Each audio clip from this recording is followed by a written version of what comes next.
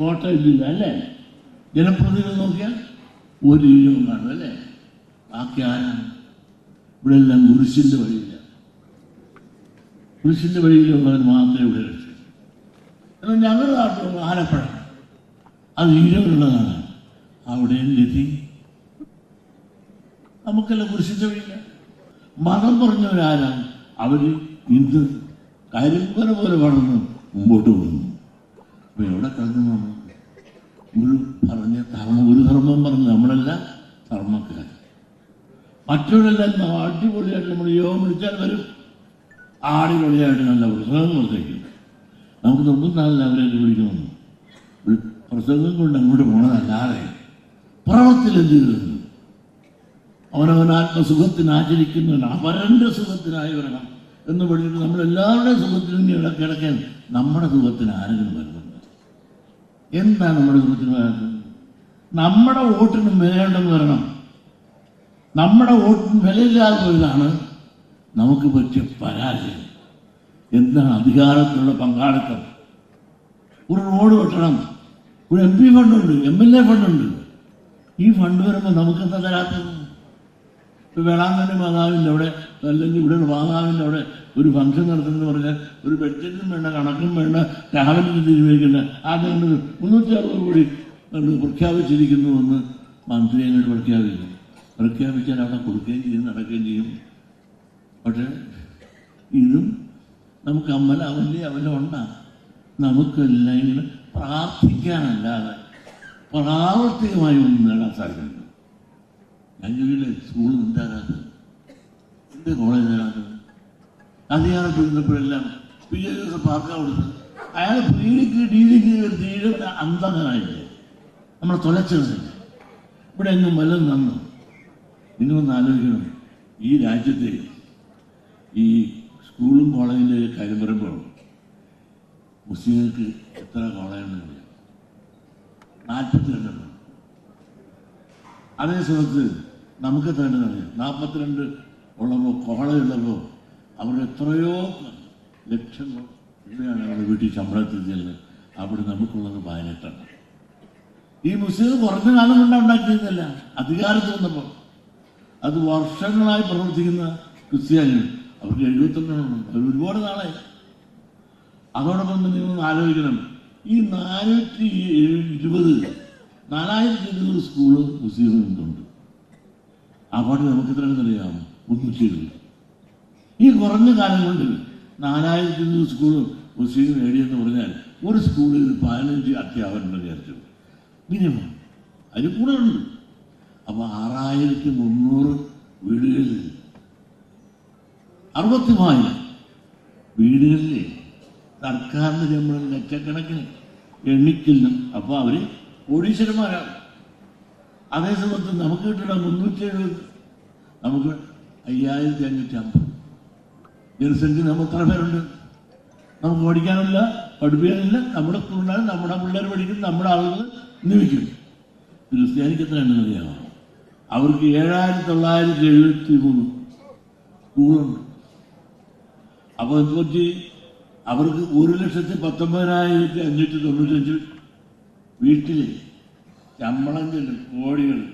അവർ അമ്മമാരെ തടി വരും, കുടകയറ് വരും, പൊക്കം വരും, ഹൈറ്റ് വരും, സുന്ദരന്മാരായിരിക്കും, സുന്ദരികളായിരിക്കും. ഈ സൈസ് ഉണങ്ങിയിരിക്കുന്നതായിരിക്കില്ല. വല്ല കമ്മലും ഇതൊക്കെ പലതിൻ്റെ ഡൂപ്പാണെന്ന് എനിക്കറിയാം. അതെല്ലാം ഒറിജിനലോട്ട് പിന്നെ വൈകിട്ട് ഇട്ട് വരും. നമുക്ക് സാധിക്കുകയാണ്. കാരണം ഖജനാവിനുള്ള ശമ്പളമാണ് ഇവിടെ എല്ലാം വീട്ടിൽ ചെയ്യുന്നത്.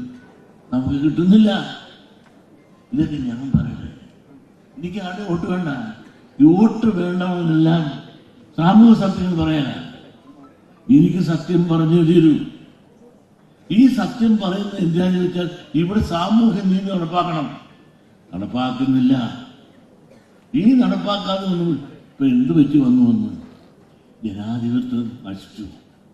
മതശക്തികളാൽ നിയന്ത്രിക്കപ്പെടുന്ന രീതിയിലേക്ക് ജനനം മാറി. ഇപ്പൊ തന്നെ മുന്നിലെ സർക്കാർ സുംബോ എന്ന ഒരു ഡാൻസ് ഗ്രൂപ്പൊക്കെ ഇട്ട് നല്ലൊരു കാര്യമാണ്. നല്ല ഡ്രസ്സൊക്കെ ഇട്ട് പിള്ളേർ, ആൺപിള്ളേരും പെൺപിള്ളേരും ഒന്ന് സ്കൂളിൽ ഒന്ന് എക്സർസൈസ് നടത്തുന്നു, അത് പാടില്ല. കൽപ്പിക്കുന്നത് മലപ്പുറം.